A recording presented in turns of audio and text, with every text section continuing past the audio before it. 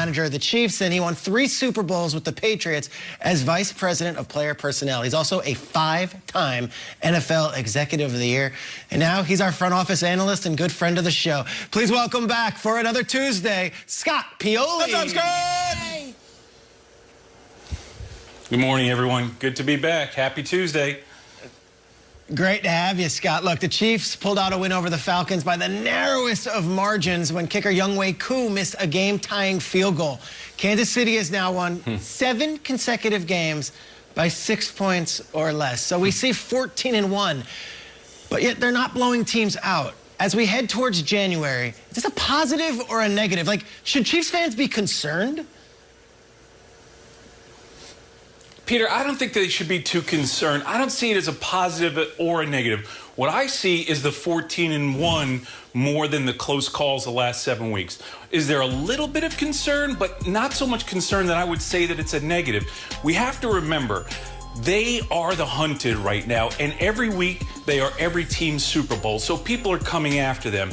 And I think that's a new position for the Chiefs to be in. And it's an exhausting position. It makes teams weary mentally, emotionally, which then translate to the physical exhaustion. I think the other thing we have to take into account here is the standard of domination was so high last year. Everyone is kind of expecting that. And along with the exhaustion of being the hunted, this is 2020. Everyone has been exhausted by COVID, the circumstances, the protocols. This is not a normal season for even the greatest teams or the best teams. So I don't think it's a positive or a negative because it's just so darn hard to win just one game in this league, let alone run the table. And right now, I see 14-1 more than I do the wins that are by such a small margin. Scott, it's so good to see you again. The Jets got their 2nd win of the season with their defeat of the Browns in Week 16. How difficult must it be for the Browns to be oh so close to the postseason, but they struggled to cross the finish line, at least against the Jets? You know, Kim, everyone likes to make fun of teams like the Jets that are really struggling, and then they use that as a barometer for their team that's having success, like the Cleveland Browns. The reality is the Cleveland Browns faced a professional football team last week with professional coaches. They're having a very, very bad season, the Jets, but they're professionals too. I look at the Browns, and if I'm a Browns fan, I'm encouraged if I'm any part of the Browns organization, because here's what they are. They are a good team that's ascending. The other thing that they are is they're extremely well built, and they're still learning to win. Again, we have a first-year GM, a first-year head coach, a quarterback that has fully begun the maturation process. Again, let's remember where Baker Mayfield was last year. It's funny, I'm looking at these 2 quarterbacks from the 2018 draft in Baker Mayfield and Josh Allen, and look at the steps that the 2 of those quarterbacks have made. I look at Baker Mayfield and I see a guy who's so much more mature as a player and a person. If I'm a Browns fan, I wouldn't be too worried because, again, be encouraged because your team has been built the right way for the long haul. So be encouraged, Browns fans. Positive words, Scott. We love it. Let's look at a quarterback from the 05 draft.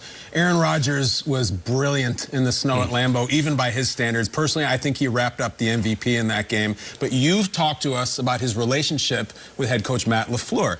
Scott, how will this collaboration come to the forefront now that we're going into the postseason? Kyle, it's critical because people talk about football sometimes in these segments of individuals and personalities. And again, football's probably, and it sounds cliche, but football's probably the most team-oriented sport that there is because you've got 11 players on the field each time where there's these 11 interdependent relationships that have to work together. What we've seen here with Aaron Rodgers and Matt LaFleur is this relationship that has grown. People tried to create a wedge when it first started. It has grown. What we've seen here is not only 2 guys that like one another and enjoy being around one another. We can see it in the games.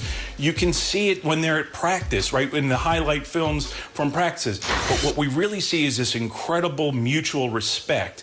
And when you head into the playoffs and you want to have long-term success, which they are establishing, there has to be a mutual respect.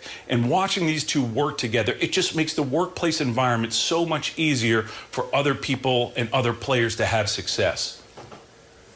All right, Scott, let's talk some news here. So last week, the Lions announced that you had interviewed for their open general manager position. Okay. So a couple of questions. Is there anything that you can share about the process? And then two, have you considered who you're going to hire as your assistant GM when you do get the job? Well, if you answered my emails, maybe you would know if I was looking for some help from you, Nate.